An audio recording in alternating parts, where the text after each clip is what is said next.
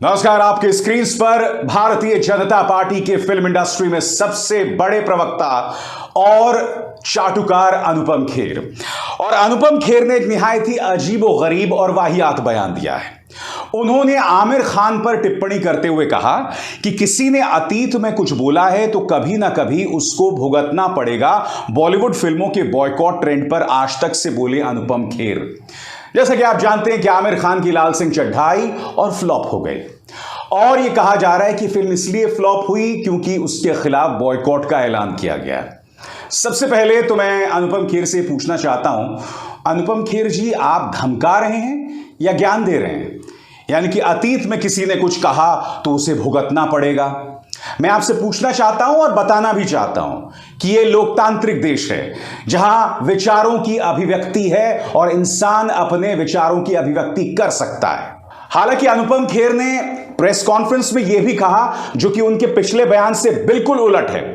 अनुपम खेर ने आमिर खान की फिल्म लाल सिंह चड्ढा को लेकर बयान दिया है, जिसमें उन्होंने क्या कहा मैं आपको बताता हूं। इस इंटरव्यू में या इस प्रेस कॉन्फ्रेंस में उन्होंने कहा कि लाल सिंह चड्ढा इसलिए नहीं पिटी क्योंकि उसे बॉयकॉट किया गया था।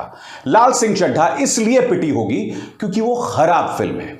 और यहां मैं अनुपम खेर जी आपसे इत्तेफाक रखता हूं, क्योंकि अगर लोगों के बॉयकॉट में इतनी ताकत होती ना, तो नंबर एक, आमिर खान की दंगल बुरी तरह से पिट जाती, आमिर खान की पीके बुरी तरह से पिट जाती, आमिर खान की सीक्रेट सुपरस्टार बुरी तरह से पिट जाती, मगर ये तमाम फिल्में सुपरहिट थीं।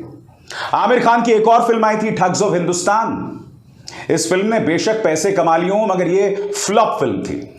और उस दौरान ठग्स ऑफ हिंदुस्तान को तो बॉयकॉट करने की अपील भी नहीं की गई थी। और सबसे बड़ी बात, इन फिल्मों पर गौर कीजिए, सरकार के सबसे बड़े चाटुकार कंगना रनौत की धाकड़ और अक्षय कुमार की सम्राट पृथ्वीराज चौहान दोनों बुरी तरह से पिट गईं। यहां तक कि अक्षय कुमार की रक्षाबंधन भी, जो कि लाल सिंह चड्ढा के साथ रिलीज हुई, वो भी पिट गई। तो अगर बॉयकॉट में इतनी ताकत होती तो तमाम भक्त इन फिल्मों को चला सकते थे। मगर मैं कुछ और कहने की कोशिश कर रहा हूं दोस्तों।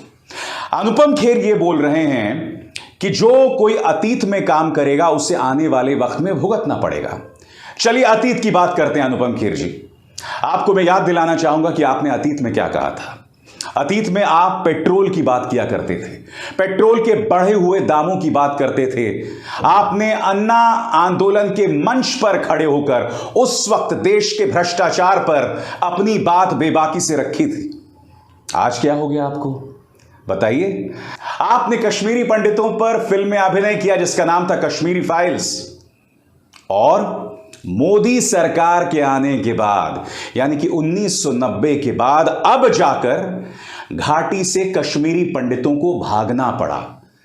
पिछले एक लंबे अरसे से वहां पर कश्मीरी पंडित प्रदर्शन कर रहे हैं, कोई भी मीडिया उसे कवर नहीं कर रहा है, कोई भी मीडिया कवर नहीं कर रहा है, मगर अनुपम खेर जी, आपके मुंह से एक शब्द नहीं फूट रहा है। जी हां, आपने अपनी फिल्म कश्मीर फाइल्स में यह मुद्दा भी नहीं उठाया, क्योंकि उस फिल्म के अंदर आप एक बैनर लेकर घूमते रहते हैं कि आर्टिकल 370 हटाओ, 370 हटाओ। मैं आपसे सवाल पूछना चाहता हूं अनुपम जी, उस 370 को हटाने के बाद क्या कश्मीर में शांति लौट आई? क्या आतंकवाद की कमर टूट गई? अरे अब जो कश्मीरी पंडितों पर हमला हो रहा है वो अप्रत्याशित है। ऐसा 1990 के बाद कभी नहीं हुआ। लगातार हमारे कश्मीरी पंडितों को मौत के घाट उतारा जा रहा है। आप खामोश हैं क्योंकि आप जानते हैं कि जब आप आवाज बुलंद करेंगे तो आपको मोदी सरकार को कटघरे में रखना पड़ेगा। बताइए, खामोश क्यों हैं आप? अतीत के बयानों की बात करते हैं ना, वर्तमान की बात करें, मौजूदा हालात की बात करें। कश्मीरी फाइल्स छोड़िए, आपने यह मुद्दा कभी नहीं उठाया कि जो भारतीय जनता पार्टी कश्मीरी पंडितों के मुद्दे पर वोट्स हासिल करती है, वो भारतीय जनता पार्टी के प्रधानमंत्री हों या गृह मंत्री, वो कश्मीरी पंडितों के शरणार्थी शिविरों में, रेफ्यूजी कैंप्स में गए या नहीं गए? सीधा सवाल है। इतने कश्मीरी पंडित मारे जा रहे हैं, वो प्रदर्शन कर रहे हैं घाटी में, क्या एक बार भी देश के गृह मंत्री अमित शाह गए? क्या एक बार भी प्रधानमंत्री नरेंद्र मोदी ने उस पर कोई बयान दिया? ढूंढिए ढूंढिए, जल्दी ढूंढिए अनुपम जी, क्या वो बयान आपको कहीं दिखा? और क्या इन तमाम मुद्दों पर आपको प्रधानमंत्री नरेंद्र मोदी और गृह मंत्री अमित शाह को कटघरे में नहीं रखना चाहिए? आप अपनी दादागिरी और दबंगई दिखा रहे हैं आमिर खान पर। मगर जैसे मैंने कहा ना, मैं आपकी उस बात से इत्तेफाक रखता हूं कि किसी के बॉयकॉट करने से कोई फिल्म हिट या फ्लॉप नहीं होती। रक्षाबंधन और लाल सिंह चड्ढा इसलिए नहीं चली क्योंकि वो खराब फिल्में थी। दंगल के बॉयकॉट का ऐलान भारतीय जनता पार्टी के बड़े बड़े नेता कर रहे थे और ये फिल्म आई थी उनके उसी अतीत में दिए गए बयान के बाद, जिसमें उन्होंने कहा था कि मेरी हिंदू पत्नी किरण राव को इस देश में अपने बच्चों के लिए डर लग रहा है, खासकर देश के अंदर मॉब लिंचिंग का जो माहौल सामने उभर कर आ रहा है। उन्होंने कहा था कि मेरी हिंदू पत्नी किरण राव कहती हैं कि कभी कभी तो मेरा मन होता है कि मैं अपने बच्चों को लेकर विदेश चली जाऊं। ये शब्द उनकी हिंदू पत्नी के थे, मगर उस बयान के लिए आमिर खान पर लगातार निशाना साधा जाता रहा। अनुपम खेर, जब आप अतीत की बातें करें तो अपने अतीत की भी बात करें। और हां अनुपम खेर जी, आपसे एक और सवाल, क्योंकि आप देशभक्ति की बात करते हैं, राष्ट्रभक्ति की बात करते हैं, तो कृपया इस खबर पर गौर कीजिए। आपको मोदी सरकार ने film and television institute of India की जिम्मेदारी दी थी। जी हां, आपसे कहा था कि आप एफटीआईआई के चेयरमैन बने और फिल्म इंडस्ट्री की सेवा करें, मगर 1 साल बाद आपने इस पद से इस्तीफा दे दिया था। क्यों? यह कहकर कि मुझे अमेरिका में बहुत सारा काम मिल रहा है।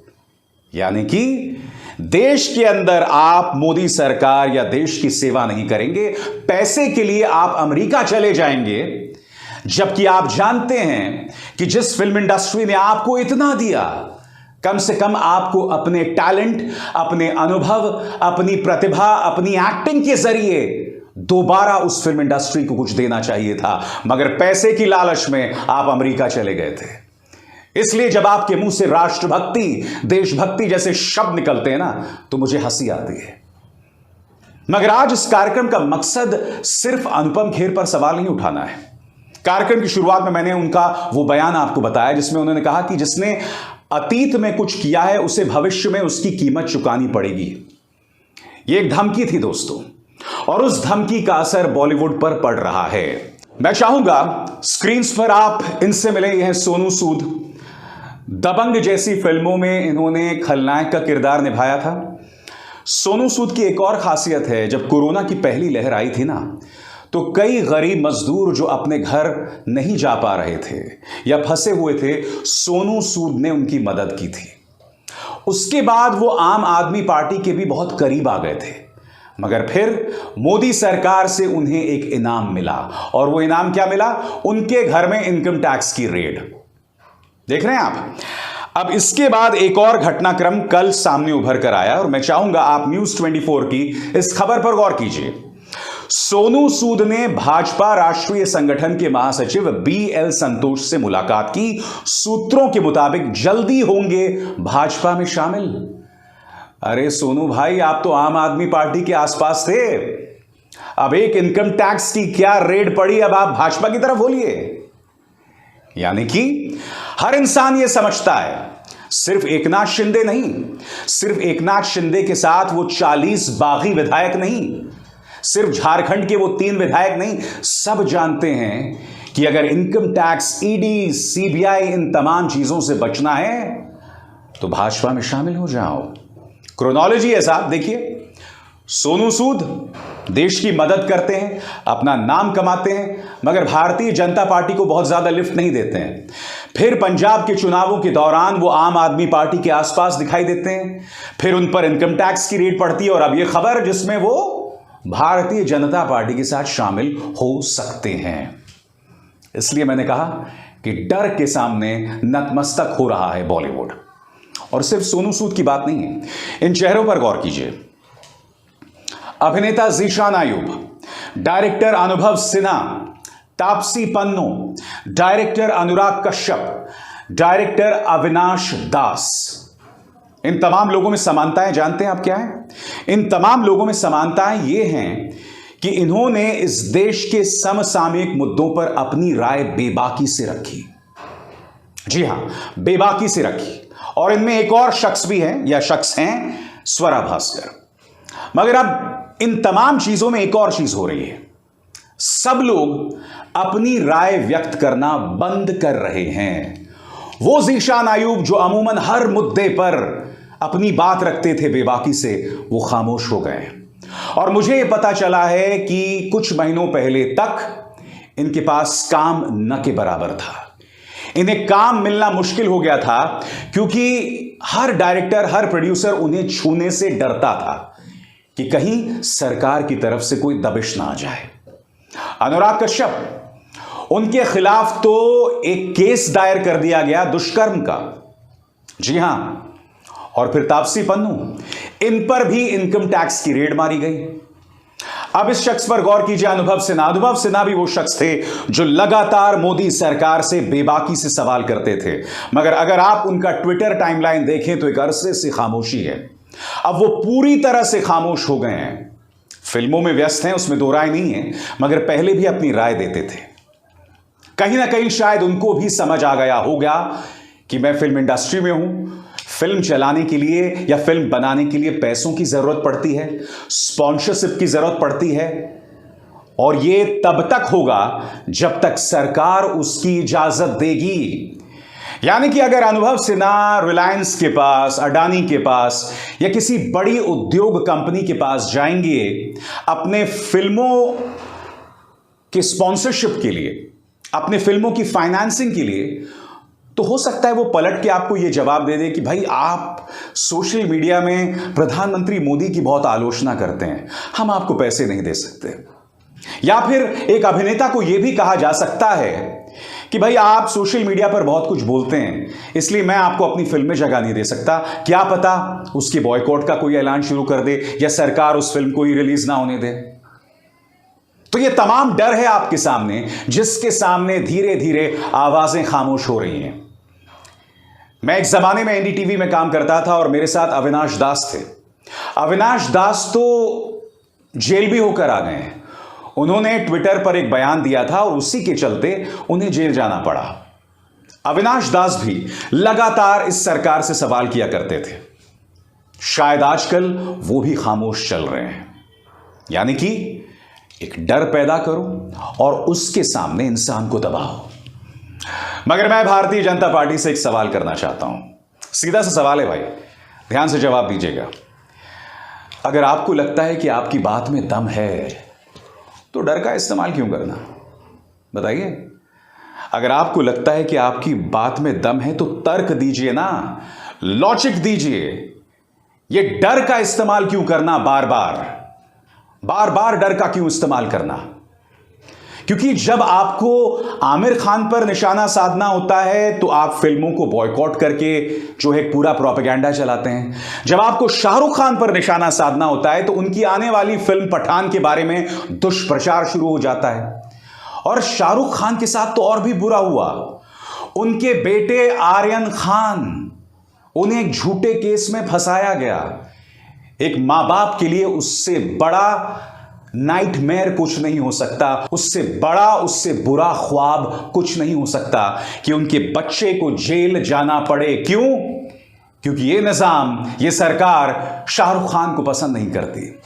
नतीजा, आप उनके परिवार पर निशाना साधो। और इसलिए इस डर के सामने नतमस्तक है बॉलीवुड।